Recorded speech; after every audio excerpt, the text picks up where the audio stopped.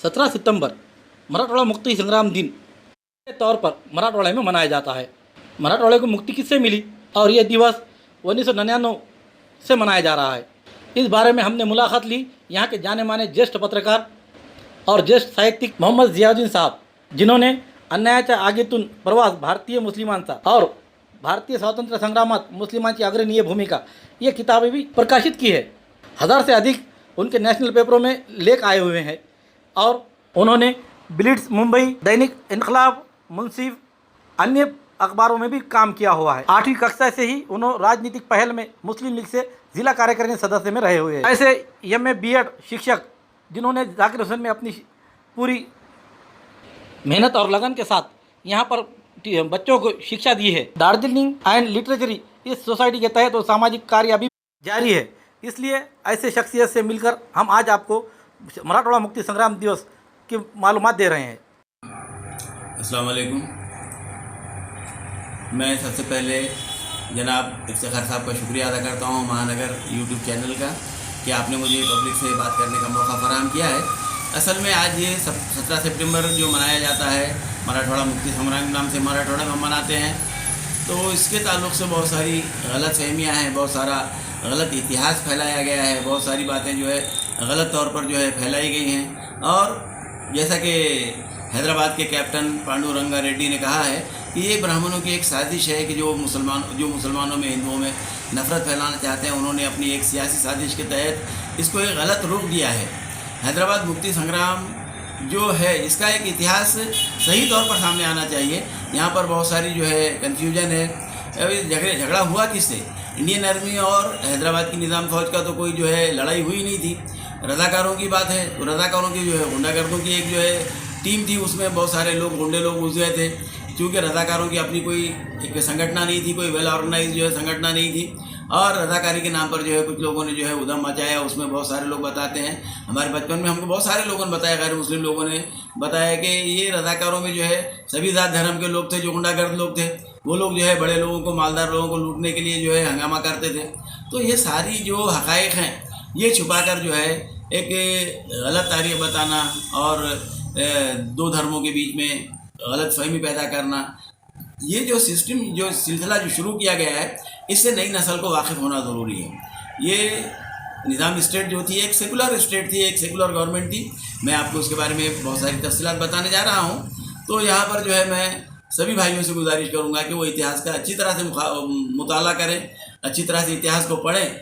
और अफसोस की बात यह है कि उस ज़माने की नस्ल अब जो है बाकी नहीं है, बहुत कम लोग बाकी रह गए हैं। लेकिन जो भी लोग बचे हैं वो ये बताते हैं कि हिंदू मुसलमानों के बीच में कोई जो है वहाँ पर भेदभाव नहीं होता था, कोई उनके बीच इख्तिलाफ, कोई झगड़ा, कोई जो है कॉन्फ्लिक्ट नहीं थी, और सब मिलजुल कर रहते थे। एक दूसरे के तीज त्यौहार मिलजुल कर मनाते थे, शादी ब्याह एक दूसरे की मिलजुल कर मनाते थे।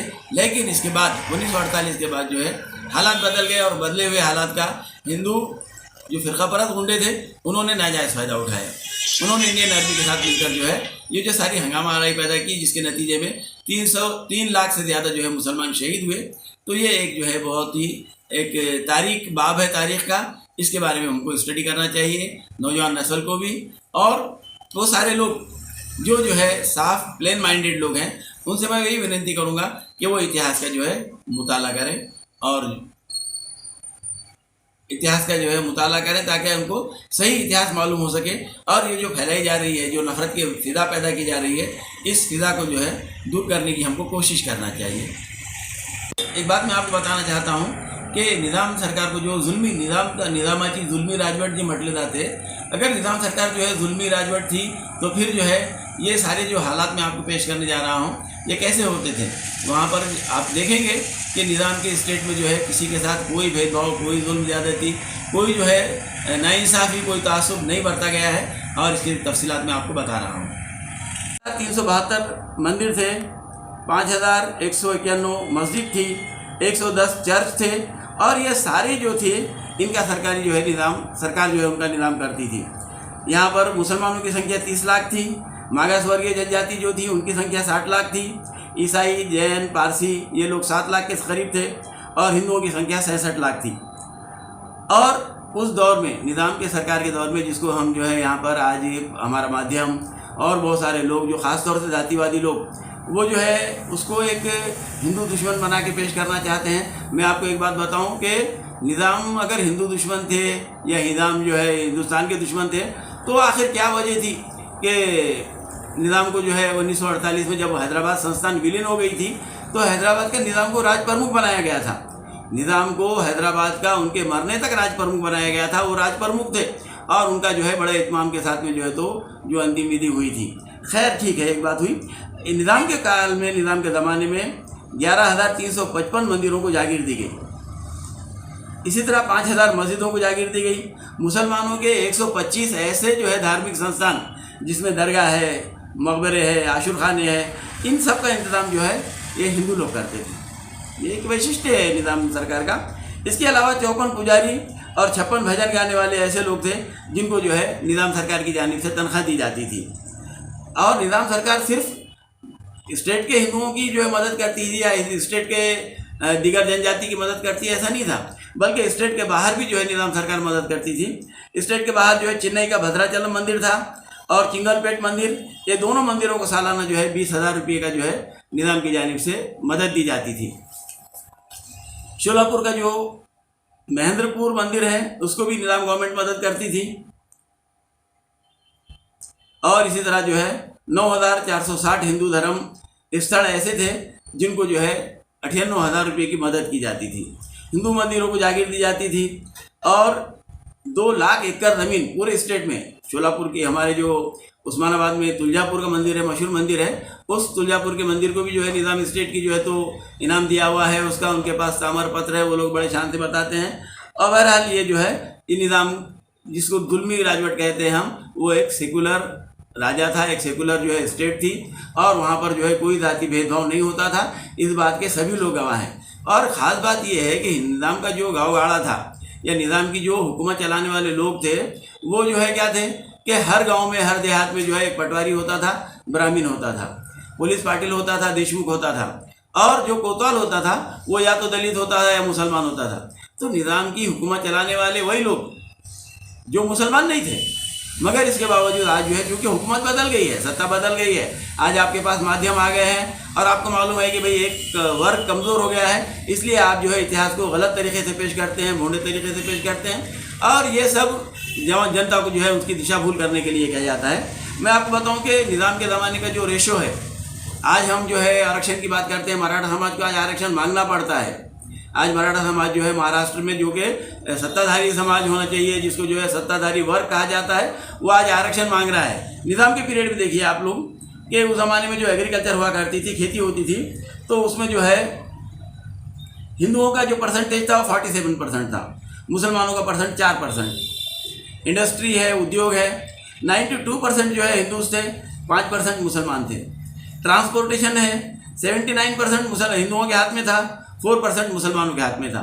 संरक्षण खाते हैं, पुलिस वगैरह है, 79% हिंदू थे, 22% मुसलमान थे। और सरकार की दूसरी नौकरियां जो थी, इसके अंदर भी जो है 65-32 का रेशो हुआ करता था। यानी निज़ाम ने कोई भेदभाव नहीं किया था। चूँकि इस रियासत की जनता जो है बड़ी संख्या में, मुसलमानों से ज़्यादा दूसरे लोगों की संख्या थी, लेकिन उतने ही लोगों को जो है इसके अलावा इस रियासत में जो है कोमटी, मारवाड़ी, ब्राह्मण, ये लोग भी जो है बहुत सारे कारोबार पर काबिज थे, बल्कि ये लोग साहूकारी भी करते थे और निज़ाम सरकार की जानिब से उनको संरक्षण भी मिलता था। अब ये सारी जो बातें हुई हैं, आज जो कहा जाता है कि भाई ये जुल्मी राजवट थी और उसको जो है आज़ाद कराया गया, अब इसका दूसरा पहलू ये है कि जब इंडियन आर्मी हिंदुस्तान में दाखिल हुई, तो उसके बाद जो है इंडियन आर्मी को साथ लेके लोकल गुंडों ने, लोकल हिंदू गुंडों ने बड़े पैमाने पर जो है कत्ल गारत की।